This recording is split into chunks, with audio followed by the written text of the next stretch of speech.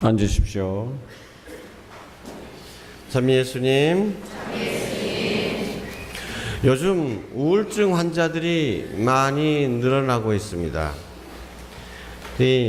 요즘 젊은 사람들은 요즘 또 젊은 애들은 부모님으로부터 과잉 보호를 받고 세상에 너밖에 없다, 한둘밖에 없으니까 온통 부모님의 사랑과 관심, 보살핌이 자기에게 쏟아지는 것을 알고 자라기 때문에 우울증 대신에 이런 아이들은 반사회주의자, 사이코패스, 이런 애들이 이런 병들에 걸리기 쉽습니다. 주변 사람은 모르고 자기 자신만 아는 거. 그런데 예전에 자식들은 많죠. 부모들은 먹고 살기 힘들어가지고 아이들한테 제대로 관심을 가져주지 못해. 그냥 방목하다시피 그냥 지네들이 알아서 그냥 크는 거예요. 그래서 언니가 동생 보살펴주고 또 둘째 언니가 또 막내 보살펴주고 이런 식으로 그냥 하다 보니까 부모로부터 따뜻한 보살핌을 받지 못해서 자신이 얼마나 소중한 존재인지 이런 느낌을 갖지 못하는 겁니다. 이런 사람들은 우울증에 걸리기가 쉽죠. 그런데 요즘 우리나라에서 이제 우울증이 많아졌는데 관심도 많아졌습니다. 근데 학자들은 이 우울증이라는 것을 감기에 비유를 합니다. 감기 많은 사람들이 다 어떤 1년에 한두 번씩 다 걸리고 넘어가잖아요. 원래 감기 안 걸리고 넘어갔다. 원래는 참 좋은 해로구나. 이렇게 생각하잖아요. 어떤 때는 또 자기가 감기가 걸렸는데도 몸살인가 보다 생각하고 약도 안 먹고 그랬는데도 그냥 슬그머니 나아버리는 수도 있어요. 나은 줄도 모르고. 우울증도 역시 마찬가지로 사람들이 자주 걸리는데 잘 깨닫지 못하고 걸렸다가 금방 모르는 사이에 낫고 이렇게 된다는 겁니다. 그런데 감기도 그냥 내버려 두면 폐렴에 이를 수도 있고 또 심해지면 목숨을 잃는 경우도 있죠. 우울증도 그렇다는 겁니다. 제대로 관리를 안 해주고 내버려 두면 이 우울증이 깊어지면 어떻게 될까요? 사회생활을 전부 다 못할 정도로 축 늘어지게 되거나 그렇지 않으면 심지어는 자살, 이런 것까지 이르게 된다는 거죠. 그래서 요즘 이 우울증도 잘 케어를 해야 된다, 보살펴줘야 된다라는 얘기를 하는데, 근데 이 우울증에는 이제 약도 있습니다만은 어지간한 사람들을 약 잘 안 먹죠. 근데 약 먹어도 잘 안 되는 경우가 약이라고 하는 것은 그 극심한 그 증상을 잠깐 완화해 주는 것 뿐이지 뿌리를 뽑을 수는 없는 것입니다. 그래서 학자들이 많은 연구를 하는데 이 우울증에 가장 적합한 치료 방법이 인지치료라고 하는 것입니다. 이 생각을 바꾸라는 겁니다. 근데 예를 들어서 내가 신호등 대기를 하고 있는데 저기 아는 사람이 보여가지고 꼬박 했어. 근데 내 인사를 안 받아. 딴청을 부려. 저 사람이 나를 무시하는구나. 기분 나쁘잖아요. 기분만 나쁩니까? 마음이 축 가라앉아. 나는 이렇게 무시당하면서 사는 거나. 그러니까 의욕도 없고.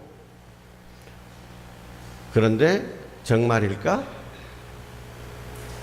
정말로 그 사람이 나를 무시하는 걸까? 그 사람이 나를 못 봤을 수도 있잖아요. 근데 그런 거 저런 거 생각하지 않고 한쪽으로만 이렇게 생각을 하는 거예요. 그래서 내 생각이 그 사람이 나를 무시한다. 그래서 기분이 나빠졌다. 우울해졌다. 이게 맞나? 내 생각이 맞는가? 그 사람이 나를 무시한 게 아니로구나 라고 생각하면 우울증도 사라지잖아요. 이렇게 생각을 바꾸라는 것이 인지치료입니다. 근데 이 인지치료의 마지막을 들고 가면 뭐냐 하면 내 생각을 양파 껍질 벗기듯이 자꾸 파고 들어가서 두 가지 근본적인 생각이 있는데 이걸 바꾸라는 거죠. 우울증 걸린 사람의 가장 심각한 두 가지 근본 아이디어는 뭐냐? 나는 사랑받을 자격이 없다라고 하는 것과 또 하나는 나는 쓸모없는 존재다, 무능한 존재다라는 생각입니다. 요게 꽉 깊이 뿌리 박고 있어가지고 요걸 바꾸라는 것이 인지치료입니다. 요걸 바꾸면 우울증도 불안감도 모든 병리 현상들이 다 사라진다는 것입니다. 이 작업이 그렇게 쉬운 건 아니죠. 옆에서 자꾸 도와주고 본인도 훈련을 해야 됩니다. 여러분 생각해 보십시오. 나는 능력이 있는 사람이다. 자부심, 긍지를 갖고 있는 사람. 그렇기 때문에 나는 세상 많은 사람들로부터 사랑받을 자격이 있다라고 생각하는 사람. 이런 사람은 든든하잖아요. 당당하더니 어디 가도. 근데 거꾸로 나는 쓸모없다, 나는 사랑받지 못한다 이렇게 생각하면 살아갈 맛이 나겠습니까? 근데 오늘 복음에서 예수님께서는 뭐라고 가르치십니까? 저는 쓸모없는 종입니다. 해야 할 일을 했을 따름입니다 라고 말하여라. 주님께서 우리가 아이고 나는 쓸모없는 종이야 이렇게 자기 비하를 하면서 살기를 바라시는 것일까요? 주님께서 가르치시고자 하는 것은 도대체 무엇입니까? 저 개인적인 이야기를 하자면 저도 내 자신이 쓸모있는 존재라는 것을 그런 생각을 했을 때는 좀 흐뭇해지죠. 야 내가 그래도 헛살지 않았구나. 저도 여러분에게 시간이 없어서 다 자랑 못하겠습니다만은 그래도 자랑할 만한 것들이 꽤 있죠. 내가 그래도 제주교구에서 33년 동안 그 사제 생활하면서 이것도 기여를 했고 저것도 기여를 했고 이런 일도 했고 저런 일도 했고 자랑하고 싶은 자랑할 만한 것이 많이 있죠. 그런 걸 생각하면 내 기분이 어때요? 업되죠. 그래 나는 쓸모있는 존재다. 나 보람 있는 삶을 살았다. 그죠? 여러분도 마찬가지입니다. 그런데 아이고 지금까지 난 무신검하고 잘하신 거 나 뭐 잘한 거 뭐 있어? 아이고 나 헛살았구나 이런 생각을 하게 된다면 그렇게 살아간다면 정말로 맥 빠지고 삶의 의욕을 잃어버리게 될 것입니다. 그런데 주님께서는 쓸모없는 종이라고 얘기해요. 나는 그래도 이 세상에 좀 쓸모있는 사람이다라고 생각해야 살맛이 나는데 쓸모없는 종이라고 얘기하래요. 왜요? 그 이유가 뭘까? 이것을 확실하게 우리는 알아야 합니다. 주님께서 우리가 쓸모없는 종이라고 고백하기를 바라는 것은 내가 뭔가를 할 수 있었다면 그것이 어디로부터 왔는지 그 진정한 소스, 진정한 근원을 잘 알고 있어야 된다는 것입니다. 여러분, 제가 제주교구를 위해서 뭐 이런 일도 했고 저런 일도 했고 그냥 쉽게 설명만 드리면 쉽게 예를 들어서 나도 성당도 몇 개 지어봤고 뭐 이렇게 자랑한다면 내가 성당 지을 수 있었던 것이 누구 덕분입니까? 내가 잘나서 그런 것이냐? 이게 기본 문제라는 것이죠. 세상 사람들이 자기가 뭔가 할 수 있었는데 그 뭔가 할 수 있었다는 것이 바로 하느님께로부터 주어진 은총이라는 것을 깨닫지 못하고 지가 진짜로 잘난 줄 착각하면서 살아가면 이게 문제라는 것입니다. 여러분 우리가 주일미사 이렇게 나와 있습니다. 근데 은근히 내가 이렇게 주일미사 참석하는 건 누구를 위해서 참석하는 것입니까? 누구를 위해서? 하느님을 위해서. 하느님을 위해서. 내가 주일미사 참석 안 해보면 하느님 배고파. 그럴까요 정말? 여러분 하느님을 위해서 이 자리에 온 것입니까? 여기 오게 되면 그렇다면 내가 하느님을 위해서 주일미사를 참석하고 하느님을 위해서 이것도 봉헌금도 바치고 하느님을 위해서 이런 봉사도 하고 저런 봉사를 한다. 그러면 내 마음속에서는 어떤 생각이 바로 이어지느냐?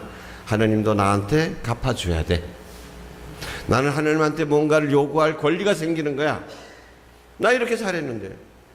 많은 사람들이 이런 차원에 머물고 있습니다. 그렇기 때문에 하느님께서 나에게 어떤 시련을 주셔, 십자가를 주셔, 너 나와 함께 십자가를 지고 가자라고 얘기했을 때, 나 뭐 잘못했던 나 이거 이런 거 좀 수가, 나 무신 거 못한 거 뭐 있수가, 난 지금까지 다른 사람들보다도 나 훨씬 더 오래전에 세례받았고 훨씬 오랫동안 교회에 봉사했고 열심히 기도했는데 왜 이러십니까? 이 차원이 아직도 하느님 안에 들어가지 못한 것입니다.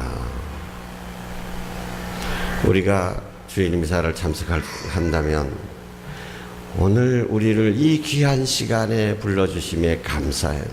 내가 이렇게 주일 미사에 앉아 있을 수 있는 것은 내가 결단을 내렸고 내가 잘난 것이 아니라 하느님께서 나를 그렇게 이끌어 주셨다는 거예요. 하느님으로부터 받은 선물이라는 것을 알고 있어야 돼요. 오늘 하상회에서 이렇게 봉사하고 있고 전례 봉사를 하고 있습니다마는 이 성당을 위해서 이런 봉사 저런 봉사 할 수 있다는 것,